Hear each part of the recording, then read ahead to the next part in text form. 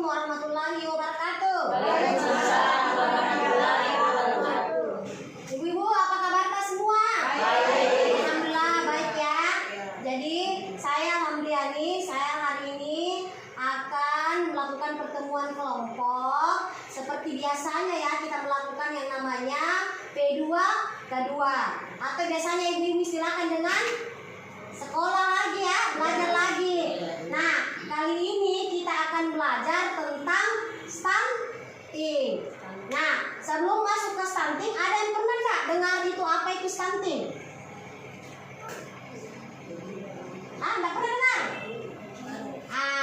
Kalau tidak pernah dengar, kita akan nanti memberikan pencerahan terkait apa itu stunting, apa yang menyebabkan anak stunting. Sebelum kita masuk ke materi stunting, terlebih dahulu saya mau tanya kepada ibu-ibu sekalian peserta PKH terkait dengan harapan tak sebagai orang tua.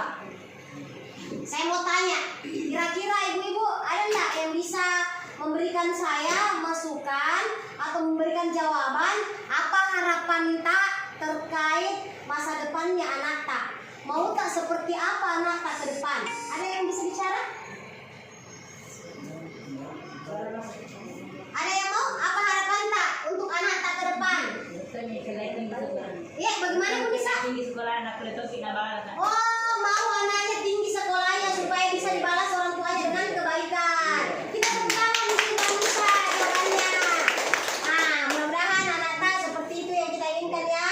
Doakan anak tak Bu seperti supaya bagus di masa depannya. Nah, selanjutnya ada lagi yang kasih jawaban. Oh, tak seperti apa nak tak?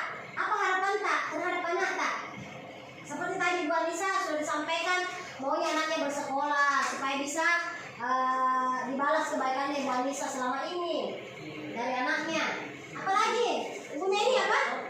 Mau tak seperti apa anak Bu Neni? Jadi orang sukses. Ibu siapa? Ibu Santi supaya anaknya menjadi anak yang sukses. Kita berikan aplaus sama dia. Ibu Santi Mansur ya. Mudah-mudahan anaknya jadi anak yang sukses. Amin. Ada yang lain? Ada harapan yang lain? Mau ke anaknya seperti apa? Capai cita-citanya. Tercapai cita-citanya ya di rumah supaya anaknya tercapai cita-citanya. Karena ada anak yang mau jadi dokter, mau jadi sarjana, mau bekerja di kantoran, itu adalah semua bagian dari cita-cita ya. Ada lagi yang lain? Ada yang lain yang bisa kasih jawaban? Harapan tak terhadap anak tak? Kita apa harapan tak terhadap anak tak? Ya? Oh, supaya anak tak bisa kerja di kantor. Amin ya. Ibu Rosda, Ibu Roswati sorry. Cita-citanya saja. Ya? Mencapai cita-citanya. Tercapai cita-citanya dari amin ya. Itu semua adalah harapan dari ibu-ibu. Tidak ada satupun ibu-ibu yang punya harapan yang negatif terhadap anaknya. Semua pasti harapannya yang bagus-bagus, yang indah-indah untuk masa depan anak-anak. Ada yang mau harapannya anaknya sekolah yang tinggi, ada mau anaknya sukses cita-citanya, ada anaknya yang mau menjadi pegawai seperti bekerja di kantoran seperti Ibu Asna. Itu semua adalah cita-cita yang mulia dari seorang orang tua. Nah, kalau kita mau cita-cita anak tak tercapai, harus perbaiki dari orang tua dulu. Orang tua punya andil yang besar untuk meraih kesuksesan anak-anak. Nah, dari janin anak sudah harus memang kita perbaiki gizinya sampai dengan nanti menjadi anak yang besar, tumbuh kembang besar ya. Nah, sekarang kita berbicara persoalan stunting. Nah, stunting ini mungkin ada yang pernah dengar, ada mungkin tadi sudah disampaikan tidak pernah dengar ya. Stunting itu Bu merupakan kondisi atau tumbuh badan anak yang tidak sesuai dengan usianya ya, tumbuh pendek ya.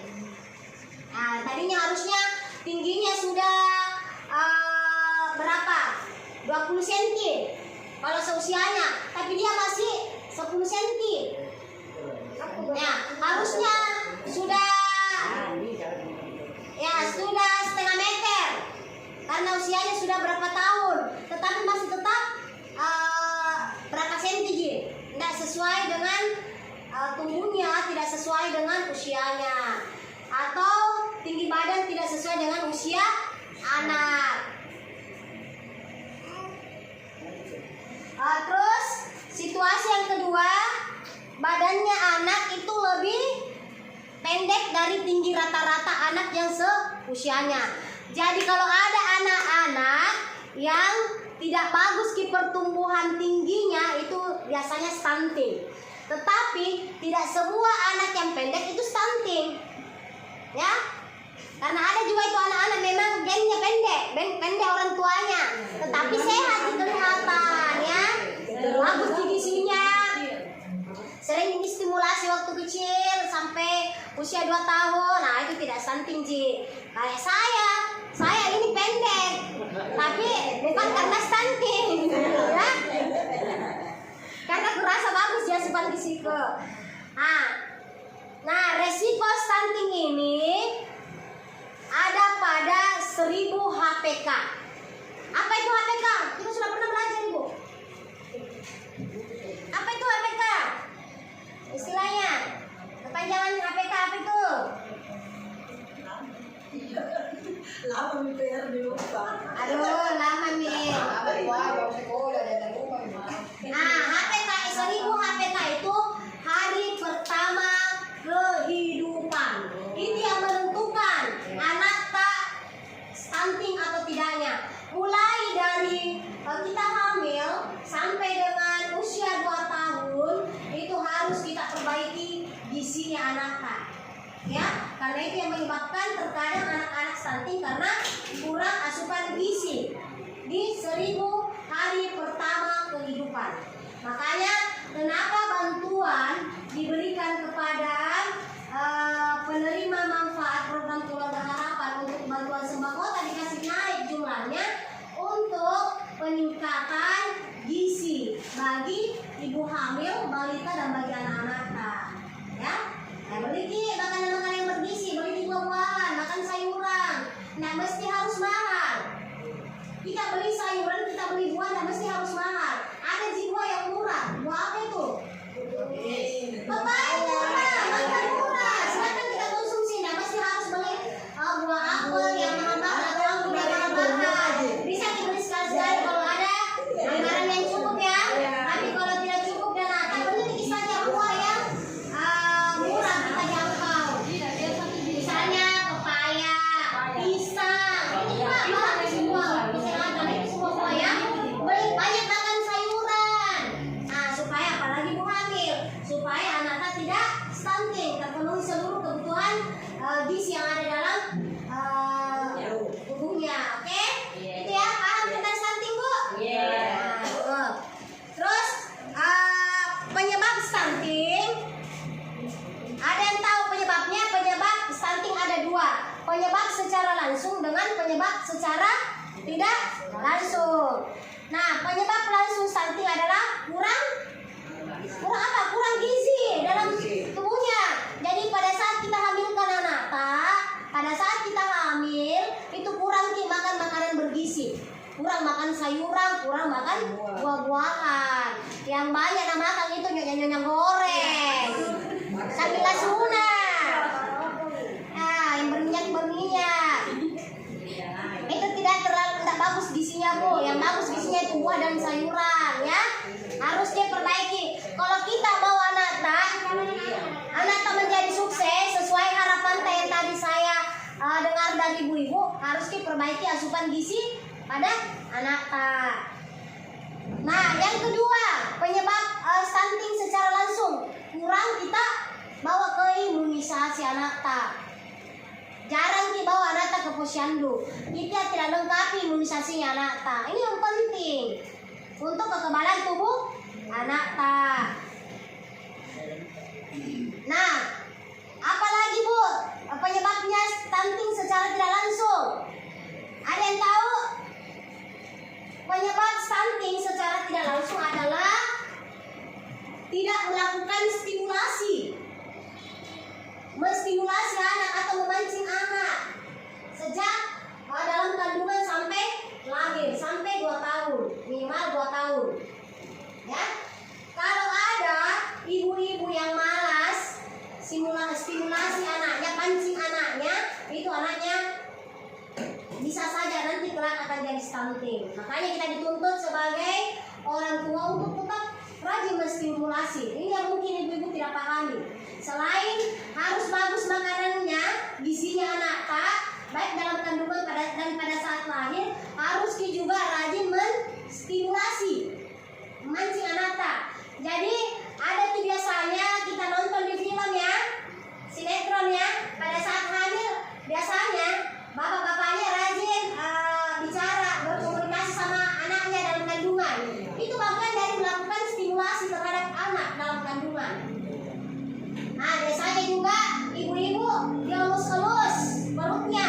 Itu bukan tidak ada manfaatnya mengelus-elus perut pada saat hamil, tetapi itu bagian dari melakukan sentuhan terhadap anak, menyentuh-nyentuh, menganggap bahwa anak di dalam itu merasa, oh, dah perhatikan kak mamaku, nah sayang kak mamaku. Itu kan kalau biasanya kita kalau dielus-elus kepala atas sama mama itu dirasakan betapa kita disayang, betul tidak ibu? Betul. Ya. Jadi kita elus-elus perut setiap saat, atau mungkin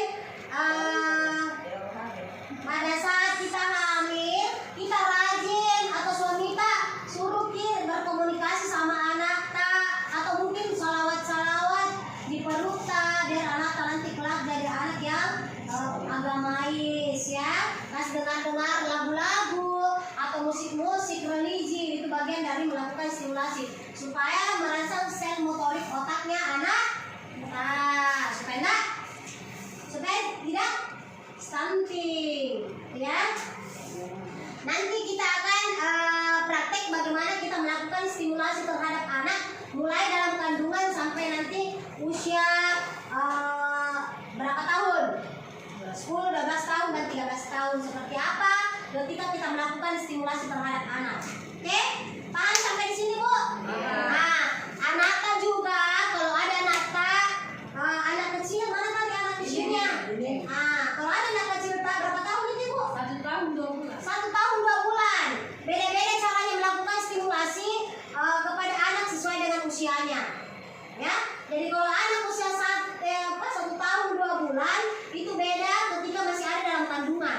Ya, kita lakukan stimulasi seperti anak usia 1 sampai 2 tahun. Paling tidak pada saat kita bekerja, biasanya itu anak-anak ikut juga membantu mamanya ya. Biasanya kalau mencuci di tong itu main-main air. Iya. Nah, ambil tip positifnya, jangan kita tegur apa ini, biasanya itu mama, apa ini ikut main-main air, jangan. Pokoknya kita tetap kasih main, baru kita ajak bicara anak tak, teman bicara anak tak. Nah, ini caranya mencuci yang bersih. Sekalipun itu anak-anak belum terlalu memahami, tapi itu memancing sel motorik otaknya anak untuk berpikir. Atau mungkin pada saat kita mencuci ada bola, kasih main dengan bola-bola. Nah, ini bola atau bebek-bebeknya, ajak terus berkomunikasi anak tak. Itu caranya melakukan stimulasi terhadap anak. Ada biasanya anak-anak itu kurang cepat menangkap, kurang bisa cepat berbicara. Kenapa? Itu karena kurang distimulasi oleh mamanya. Ini pendiam juga. Dia ini pendiam bu, tapi harus dia sedikit cerewet ketika berhadapan mendidik